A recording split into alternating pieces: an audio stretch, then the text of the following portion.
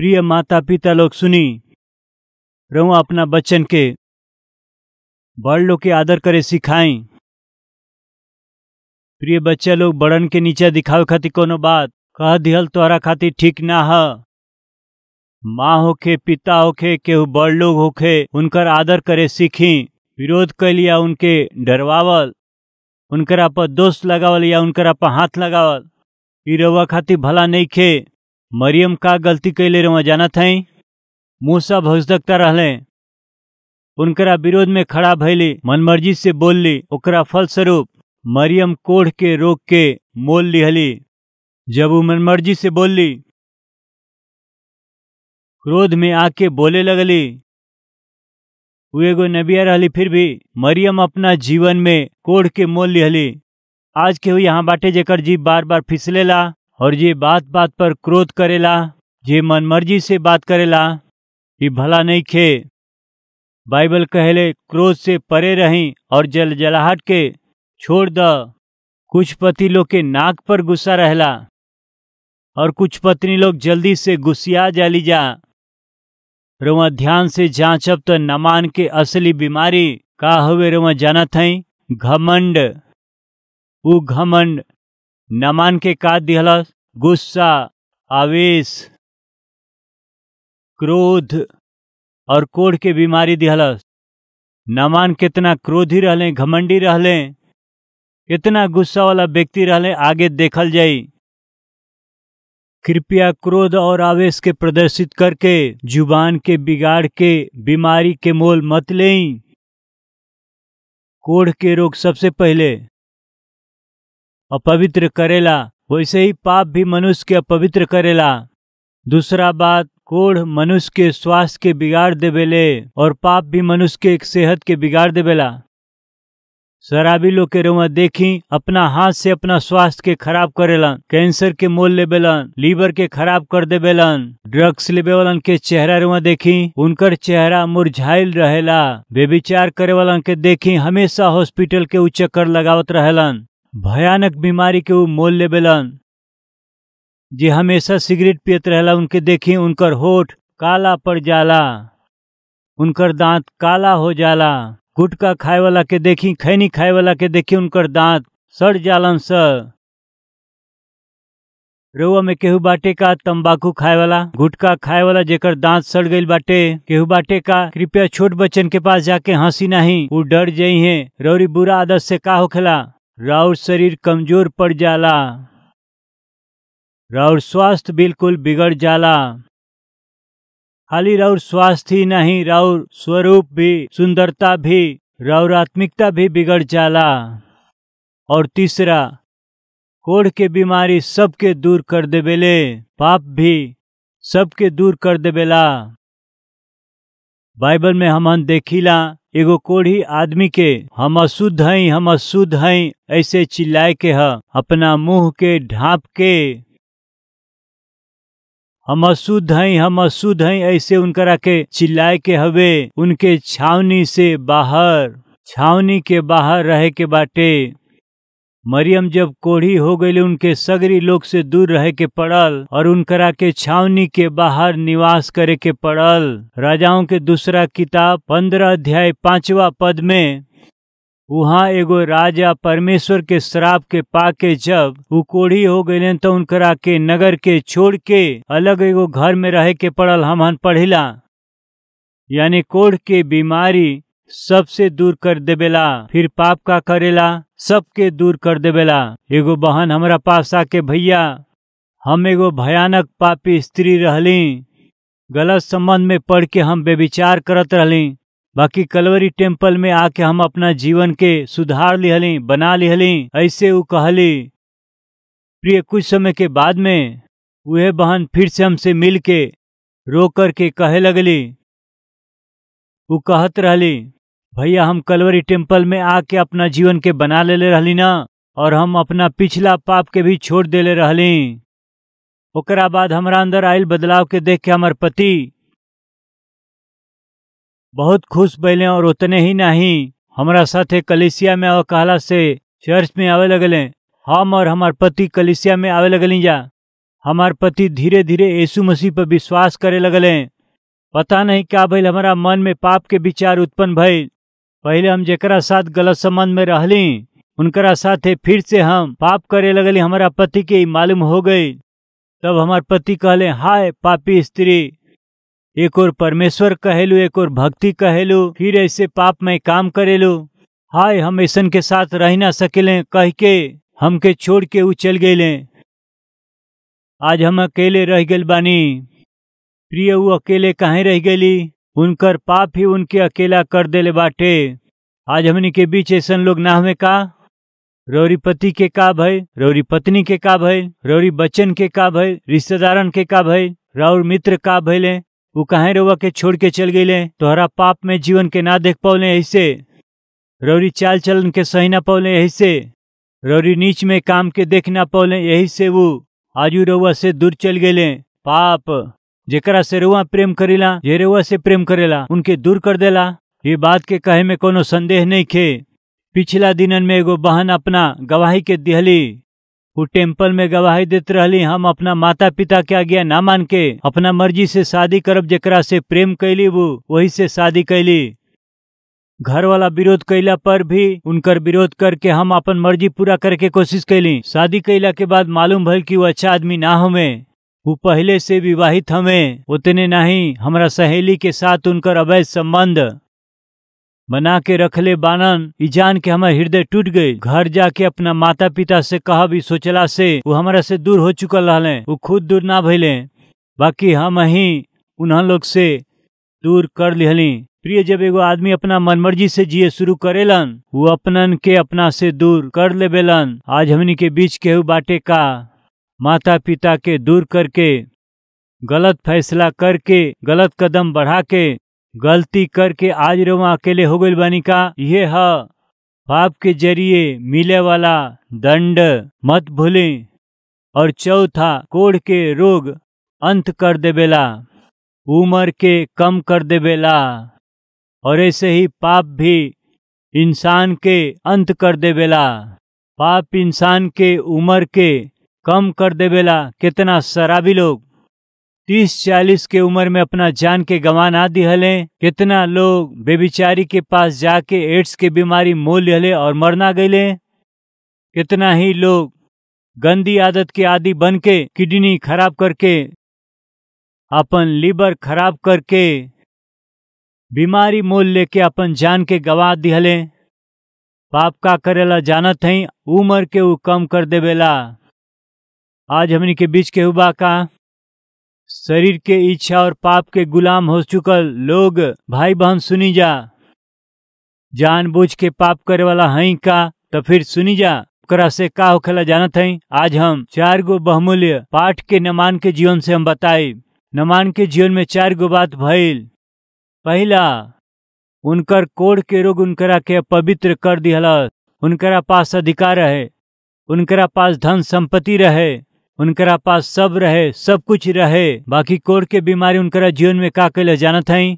उनकर नामो निशान मिटा दिहलस, उनके अपवित्र बना दिहलस, उनकरा स्वास्थ्य के बिगाड़ दिहलस। नमान अपना लोगन से दूर होखे वाला रहले, उनकर अंत होखे वाला रहे, उनकर जीवन तहस नहस होखत रहे। ऐसन समय में ई नामान युद्ध में जाके जब लौटत रहले, लौटत समय इस्राएली लोगन में से एगो छोट लड़की के अपना साथ में लेके अलन ताकि उनकरा पत्नी के सहायता करे। यह तरह से वो एगो छोट लड़की के लियावत हमें। छोट लड़की यानी नौजवान लड़की हो सकेले। छोट लड़की यानी हो सकेला 12 साल, 13 साल या 14 साल, 15-16 साल। ये उम्र के लड़की के एगो लेके अले। बलपूर्वक वो लड़की के वो लेके आ गए। प्रिय लोगन, ऐसे उनके लेके अलन तो छोट लड़की कितना रोले होखी। वहां वो सोचले होखी फिर से का हम अपना माता पिता के देख पाइब का, अपना भाई बहन के फिर से हम देख पाइब का। बहुते रोले होखी हैं। वो बेटी वो छोट लड़की रोला पर भी नमान के मन पिघलल नहीं, काहे कि वो कठोर रहले। वो छोट लड़की नमान के घरे अइला के बाद अपना मन में कितना व्याकुल और दुखी हुई है। हम अपना माता पिता से कबहू दूर ना भइली, एक दिन भी अलग ना भइली। ऐसे हमरा के ई दुष्ट हमरा माता पिता के हमरा से दूर कर दिहलस। उनके देखे के इच्छा बा, उनकरा पास जायल चाहत हई, बाकी यहाँ हमके परदेश में लेके आ गईले पापी व्यक्ति। और वैसे ही नामान सेनापति रहले, यही से वो सेनापति के कपड़ा पहन के, सिर में हेलमेट पहन के, सिर में टोप पहन के, झिलम पहन के जब अपना घर में वो आवत रहले त वो सब कुछ उतरला के बाद का दिखाई देत रहे बताई? कोढ़ के रोग। उनकर अधिकार उनकरा कोढ़ के रोग से सूद कैलस का? नहीं। उनकर धन संपत्ति उनकरा कोढ़ के रोग से सूद कैलस का? ना कर पौलस। आज रौरी पास धन संपत्ति हो सकेला, धन हो सकेला और सुंदरता भी हो सकेला। रौरी अपवित्रता से उछुड़ा सकेले का? रौरी बुरा जीवन से उछुड़ा सकेला का? रौरी धोखा के जीवन से रउआ के अलग कर सकेला का? पाप रउआ के अपवित्र कर दिहलस, पाप रउआ के अस्वस्थ बना दिहलस, पाप रउआ के लोगन से दूर कर दिहलस। ई पाप रउआ के शीघ्र ही अंत करे के बाटे, ई सच्चाई हवे। नमान के जीवन में बिल्कुल ऐसे ने होत रहे। घर अइला के बाद फिर से वह जीवन, घर आके जब अपना शरीर के देखत रहले, वो बीमारी से वो निराश हो जात रहले और ऐसे ने निराशा के स्थिति में बिछौना पर पड़ल रहले। वो छोट लड़की उनके ध्यान से देखलस। एगो वीर सैनिक के रूप में वो घरे लौटले, बाकी जब वो अपना कपड़ा के उतरलन त का दिखाई दिहलस? कोढ़ के बीमारी। वो निराश हो गईले, हताश हो गईले, व्याकुल होके कुर्सी में वो बैठ गईले। वो छोट लड़की वो सेनापति के कोढ़ के बीमारी के कारण दुखी देखली त यदि रउआ ओकरा स्थान में होती त का कहती? शायद कहती, दुष्ट व्यक्ति, तोहर कईल गईल पाप कहाँ जाई? कईल पाप के फल मिलबे करी। हमरा जैसे भोला भाली के, अभागी के अन्यायपूर्वक बलपूर्वक लेकर के अइला ना, हमरा के हमरा माता पिता से दूर कैले ना। ऐसे पाप के फल तोहरा के भोगे के पड़ी, ऐसे भोगते रह। ऊपर से परमेश्वर देखत हमें, यही से वो दंड देले बाड़े, मर जा।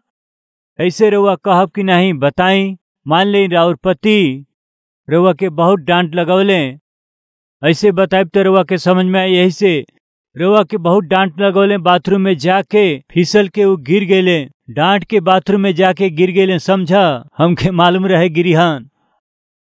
यह हमनी के बुद्धि जबरदस्ती एगो छोट लड़की के लेके अइला से, ऐसे लेके आइल कोढ़ के बीमारी से दुखी होत हमें तो वो लड़की के खुश रहे के चाही। अच्छा भइल ह, वैसे वो खुश ना भइली। वो छोट लड़की हंसल नहीं, काहे जानत हई? वो छोट लड़की इस्राएल के देश से आराम देश में अकेले ना आइली, अकेले ना आइली। तो फिर अपना साथ में वो अपना परमेश्वर के भी लेके अइली, अपना साथ वो अपना परमेश्वर के लेके अइली। वो ऐसन लड़की रहली कि अपना हृदय में परमेश्वर के उपासना करत रहली। इस तरह से वो लड़की के अपना परमेश्वर के लेके आवे के बात, वो जो ना घर में बड़ी परमेश्वर रहे के चाहिए ना। इस्राएल देश में जो ना घर में वो लड़की रहत रहले, वो घर में परमेश्वर रहले। ऐसे तो परमेश्वर के उलिया के अइली, परमेश्वर के प्रेम के दिखा पौली। वो छोट लड़की परमेश्वर के साथ अपना साथे लेके अइली त घर में उनकर माता और पिता परमेश्वर के हुए वो लड़की के बचपन से ही बतावत रहले। परमेश्वर के भय भक्ति में वो लड़की के बढ़ौले, परमेश्वर के भय भक्ति में वो लड़की के पोषण कैले। यही से बचपन से ही लड़की परमेश्वर के भय और भक्ति के साथ में सच्चा परमेश्वर की आराधना करे वाली एगो आत्मिक लड़की के रूप में बढ़त गईली। यही से उनकर माता पिता आत्मिक माता पिता रहले, आत्मिक रहले। बचपन से परमेश्वर के भय भक्ति में आगे बढ़ावाला उनकर माता पिता रहले। यही से वो घर में परमेश्वर रहला, वो घर से लड़की आई रहे। यही से वो घर से वो लड़की आवत समय अपना साथे परमेश्वर के भी लेके अइली। माता और पिता लोग बचपन से अपना बच्चन के आत्मिक रूप से बढ़ाई, मॉडर्न और स्टाइलिश के रूप में नहीं और फैशनेबल भी नहीं, बाकी आत्मिकता में रुआ बढ़ाई। एगो लड़की अपना पड़ोसी के घर में जाके वो पड़ोसी शाम के प्रार्थना कर समय, वचन पढ़त समय, गीत गावत समय ए पड़ोस में रहे वाला ए लड़की के ए घर में जाके उनकरा साथे मिल के प्रार्थना और गीत गावत रहली, वचन पढ़त समय ध्यान से सुनत रहली। प्रार्थना करके गीत गावे के देरी रहल, ये लड़की तुरंत अपना पड़ोसी के घर में चल जा, वहाँ बैठ के वो उनकरा साथे गीत गावत रहली, प्रार्थना करत रहली, वचन पढ़ला से ध्यान से सुनत रहली। ये सब देख के वो घर के मालकिन वो लड़की से पूछली, बेटी हमनी के गीत गावत शुरू करते ही तुरंत आ जालू, हमनी के साथे प्रार्थना करेलू, वचन पढ़ला से ध्यान से सुनेलू, गीत गावेलू, तू मसीही हऊ ना, फिर तोहरा घर में प्रार्थना ना करेलन का? ऐसे वो लड़की से पूछली। तब वो लड़की का कहलस रउआ जानत हई आंटी, हमरा घर में यीशु ना हमें ना। ई रहे उनकर जवाब, हमनी के घर में यीशु जी ना हमें ना। ई का बेटी तोहरो परिवार त मसीही परिवार हवे ना, तू चर्च जालू ना? हाँ आंटी, हमहन मसीही हई, हमहन कलीसिया में जाइला, बाकी हमनी के घर में यीशु ना हमें। काहे ना हमें बेटी? हमेशा हमार माता पिता लड़त रहलन जाना, हमेशा हमनी के घर में झगड़ा होखेला ना, हमेशा हमनी के घर में चीखल चिल्लायल होखेला, हमरा माता पिता के आपस में एक दूसरा से ना जमेला, दोनों हमेशा लड़त झगड़ा करत रहला ना। यही से यीशु जी सब कुछ देख के चल गए, हमनी के घर में यीशु ना हुए। आंटी एगो बेटी बतावत हई, हमरा माता पिता के व्यवहार के देख के, उनकरा लड़ाई के देख के, उनकरा झगड़ा के देख करके यीशु हमनी के घर के छोड़ के गईले। कितना बुरा और शर्म के बात हवे। आज के दिन झगड़ा करे वाली माई, झगड़ा करे वाला पिताजी सुनत हई का? कहियो राउर बेटा और बेटी यह गवाही देई त कितना शर्म के बात होई। हमनी के घर में परमेश्वर ना हमें, काहे कि हमार माँ अच्छा ना है। हमरा घर में परमेश्वर नहीं खन, काहे कि हमार पिताजी अच्छा ना हुए। हमनी के घर में अशुद्ध कार्यकलाप होखेला, यही से परमेश्वर हमनी के घर में नहीं खन। ऐसे बच्चा कहें तो एकरा से अधिक शर्म के बात माता पिता खातिर का हो सकेला? माता पिता हम पूछत हई, यीशु रउरी घर में हमें का? आज रउरी घर में परमेश्वर हमें का? ना हमें तो सावधान, उरवा खातिर खतरा है, रउरी बच्चन खातिर खतरा है। वो छोट लड़की आवत समय अपना साथे परमेश्वर के लेके आयल है, त वो लड़की के बचपन से ही उनकर माता पिता परमेश्वर के भय भक्ति में पालन कैले, हमें परमेश्वर के भय भक्ति में बढ़ौले। गुलाम बना के वो लड़की के ले गईला पर भी वो लड़की अकेले ना गईली। माता और पिता लोग अपना बच्चन के आत्मिक पाठ सिखाई, काहे खातिर के जब चिड़िया घोंसला में रहेले, उनकरा साथ उनकर बच्चा भी वो घोंसला में रहेलन। जब तक घोंसला में रहलन, उनकर माँ बाप आके उनके आके दाना खियावलन। वो बच्चन के पंख अइला के बाद में वो बच्चा का करेलन बताई जा? वो बच्चा घोंसला के छोड़ के उड़ जालन स। आज वो माता पिता के रूप में बच्चन के पोषण करत हई। एक दिन रउरी बच्चन के पढ़ाई खातिर हो सकेला, नौकरी खातिर हो सकेला, विवाह के बाद उनकरा के दूसरा प्रांत में, शहर में और दूसरा देश में जाए के पड़ सकेला। बाकी वो जहाँ भी जाओ, पढ़ाई के विषय हो सके, नौकरी के विषय हो सके, विवाह के विषय हो सकेला, वो जहाँ भी जाओ उनकरा साथ परमेश्वर के लेके जाओ तो वो सुरक्षित रहिहन जा, वो कुशल होई हैं, उनकर जीवन आशीषमय होखी। इस तरह से रउरी बच्चन के जीवन आशीषदायक रहे के बाटे त यही समय से उनके प्रेम से पाली, प्रार्थना में उनके बढ़ाई, पवित्रता के साथ बढ़ाई। ये तीनों मुख्य हुए। पेरेंट्स अपना बच्चन के प्रार्थना में बढ़ाई, उनके प्रेम में बढ़ाई, उनके पवित्रता में बढ़ाई। ये तीनों जीवन भर उनका रक्षा करी।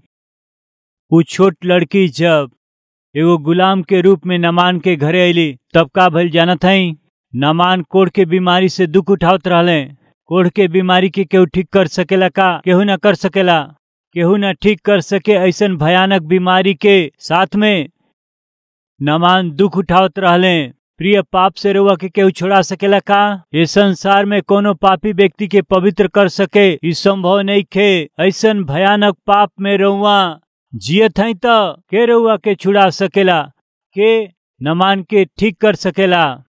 वही दिन नामान घर आके निराश होके हताश होके जब बिछौना में पड़ल रहले, छोट लड़की तो घर के मालकिन नमान के पत्नी से कहली, माँ माँ, का हम रउआ से बात कर सकीला? प्रिय गुलाम लड़का होके या लड़की होके ओ दिनन में बात करे के अनुमति ना रहे। वो अपन मुंह ना खोल सकेलन, खाली अपना काम के करे के बाटे बस। बहुत अधिक बात कइल या कोनो सवाल कइल या सलाह दिहल असल में बात कइला के हक उनके ना रहे, बात ना कर सकेलन।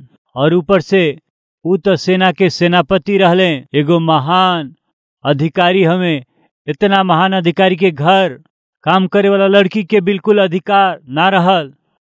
बाकी हिम्मत करके वो, माँ रउआ से बात कर सकीला? का कहत हऊ? कुछ नहीं माँ, यही खातिर के हमारा मालिक बाहर जा समय बड़ा खुशी से जालन, बाकी घरे आके दुखी हो जालन। कहीं ऐसा निराश और हताश होके पड़ल रहेलन। वो का भइल बा माँ? तोहके का करे के बा? नहीं माँ, उनके देखला से हमके बहुत दया आवेला, दुख लागेला। का करी? उनके ऐसन बीमारी हवे, कोढ़ के बीमारी, जेके केहू ठीक ना कर सके वैसने कोढ़ के बीमारी भइल बा। वही से वो उतना दुखी होत हमें और हमनो दुखी हैं। फिर ये सबसे तोहके का मुंह बंद रख। ना माँ, हम तो उससे कुछ कहल चाहत हैं।